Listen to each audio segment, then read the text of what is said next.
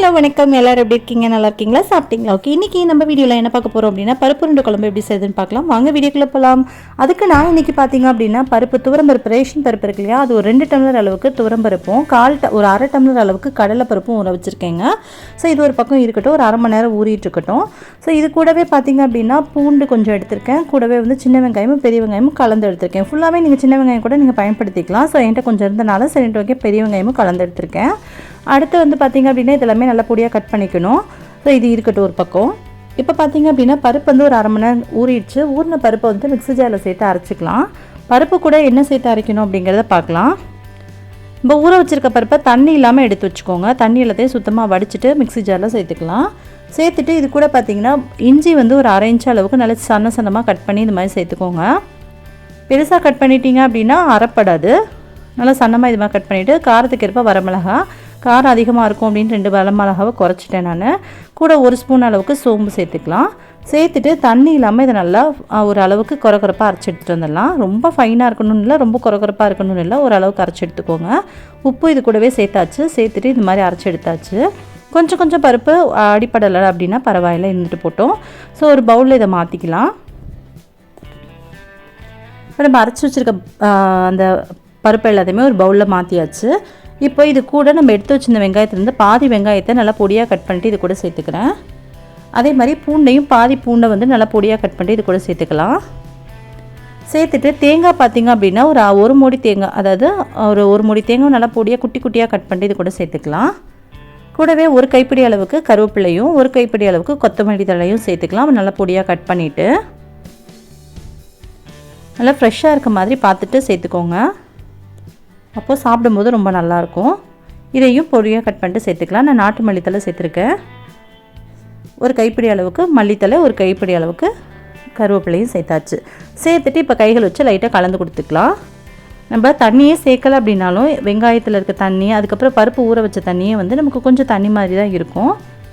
இப்போ நல்லா கைகள் வச்சு எல்லா பக்கமும் சேர்ந்து வர மாதிரி பிசைஞ்சு எடுத்துக்கலாம்.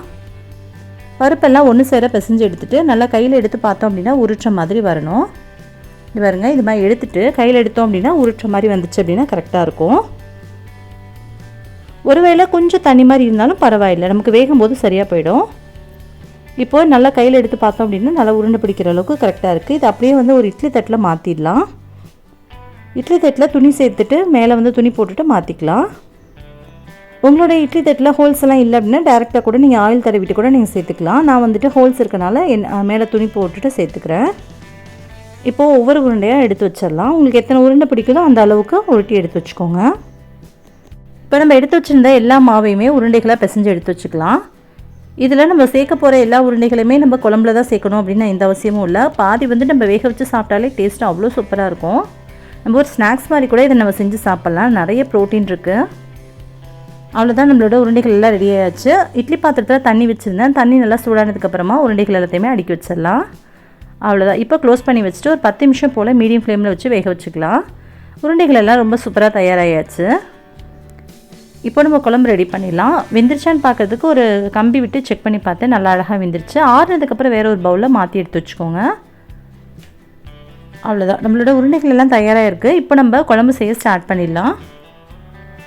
இப்போ ஒரு கடாய் எடுத்துக்கலாம். கடாய் சூடுபடுத்திட்டு அதில் ஒரு 2 to 3 டேபிள் ஸ்பூன் அளவுக்கு எண்ணெய் சேர்த்துக்கலாம். நல்லெண்ணெய் சேர்த்துக்கோங்க, ரொம்ப நல்லாயிருக்கும். இது கூட வந்து பாதி வெங்காயத்தை ஏற்கனவே காமிச்சிருந்தேன், அதை வந்து பாதி வந்து கட் பண்ணி வச்சுருக்கேன். முழு பூண்டாக வச்சுருக்கேன். கருவேப்பிலை, மல்லித்தலை, கூடவே தக்காளி, புளி பார்த்திங்க அப்படின்னா ஒரு பெரிய லெமன் சைஸ் புளி ஊற வச்சுருக்கேன். இப்போ தாளிப்புக்காக கடுகு, சோம்பு, கூடவே பார்த்திங்கன்னா ஒரு 1/4 ஸ்பூன் அளவுக்கு வெந்தயம், 2 காஞ்ச மிளகாய் சேர்த்துக்கலாம்.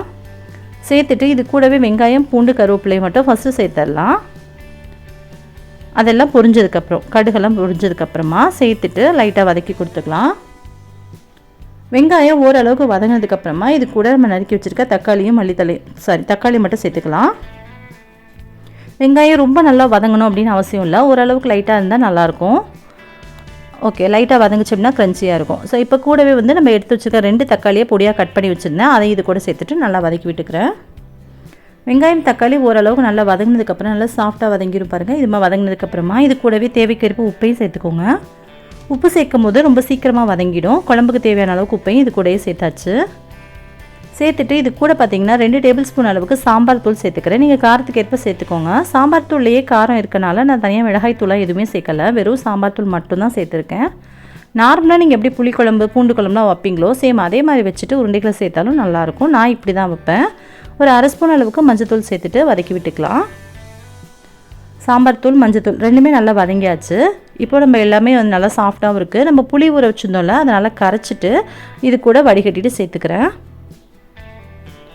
அவ்வளோதான், புளி தண்ணியும் சேர்த்தாச்சு. இப்போ கொஞ்சம் கொதிச்சதுக்கப்புறமா ஒரு அரை மூடி அளவுக்கு தேங்காவை மிக்ஸி ஜாரில் சேர்த்துட்டு அரைச்சிட்டு இது கூட சேர்த்துக்கலாம்.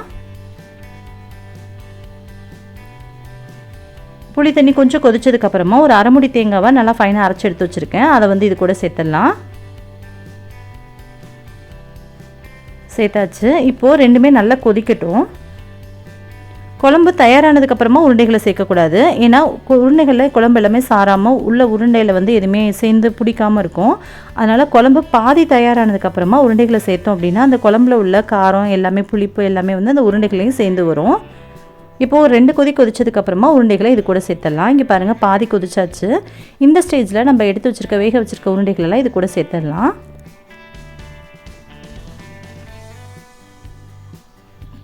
பாதி அளவுக்கு கொதிச்சு வந்திருக்கு. இப்போ உருண்டைகளெல்லாம் ஒவ்வொன்றா செய்யுங்க. அப்படியே ஒன்று பட சேர்த்துட்டிங்க அப்படின்னா உள்ளுக்குள்ளே போயிட்டு ஒன்றோட ஒன்று ஒட்டிக்கும். அதனால் ஒவ்வொன்றா தனியாக எடுத்து இது மாதிரி சேர்த்துக்கோங்க. இங்கே பாருங்கள், எடுத்து வச்சுருக்க உருண்டையில் பாதி வந்து சாப்பிட எடுத்து வச்சாச்சு. தனியாகவே சாப்பிட்றதுக்கு நல்லாயிருக்கு அப்படின்னு சொல்லிட்டு மீதி பாதியை மட்டும் இது கூட நான் சேர்த்துக்கிறேன். சேர்த்துட்டு அந்த குழம்பு எல்லாத்தையுமே உருண்டை மேலே படுற மாதிரி லைட்டாக அப்படியே கலந்து கொடுத்துக்கோங்க. கலந்து கொடுத்துட்டு ஒரு 10 நிமிஷம் போல் லோ ஃப்ளேமில் வச்சு மூடி வச்சுருங்க. ரொம்ப மெதுவாக அந்த உருளைகள் எல்லாமே குழம்பு வந்து நல்லா அப்சர்வ் பண்ணி நல்லா உறிஞ்சு வச்சுக்கும். அப்போ சாப்பிடும்போது நல்லா டேஸ்ட்டு சூப்பராக இருக்கும். ஒரு 10 நிமிஷத்துக்கு லோ ஃப்ளேமில் வச்சு மூடி வச்சுருந்தேன். 10 நிமிஷம் கழித்து பார்க்குறோம், குழம்பு வந்து நல்லா கொதிச்சாச்சு. உருண்டைகளுமே வந்து அந்த குழம்புலாம் நல்லா அப்சர்வ் பண்ணி வச்சுருக்கு. பார்க்கவே ரொம்ப அழகாக இருக்குது. மேலே மல்லித்தலை தூவி இறக்கிட்டோம் அப்படின்னா நம்மளோட சூப்பரான பருப்பு உருண்டை குழம்பு தயாராகிடுங்க. அவ்வளோதான், நம்மளுடைய சுவையான சூப்பரான பருப்பு உருண்டை குழம்பு தயாராகிடுச்சு. லைட்டாக உள்ள ஒட்டி பிடிக்கிற மாதிரி இருக்கும். மெதுவாக கலந்து கொடுங்க, இல்லைன்னா உருண்டைகள்லாம் உடஞ்சி போயிடும். அவ்வளோதான், நம்மளோட குழம்பு பாருங்கள் எவ்வளோ சூப்பராக தான் இருக்குன்னு. குழம்புல வந்து அந்த உருண்டையுமே நல்லா அப்சர்வ் ஆகி ரொம்பவே சூப்பராக இருக்குது. பார்க்கறதுக்கு டேஸ்ட்டுமே அட்டகாசமாக இருந்துச்சு. கண்டிப்பாக ஒன்ஸ் இது மாதிரி ட்ரை பண்ணி பாருங்கள். ட்ரை பண்ணி பார்த்து எப்படி இருந்துச்சுன்னு கீழே கமெண்ட்டில் சொல்லுங்கள். அவ்வளோதான், இப்போ நம்ம சர்வ் பண்ணிட வேண்டியதான்.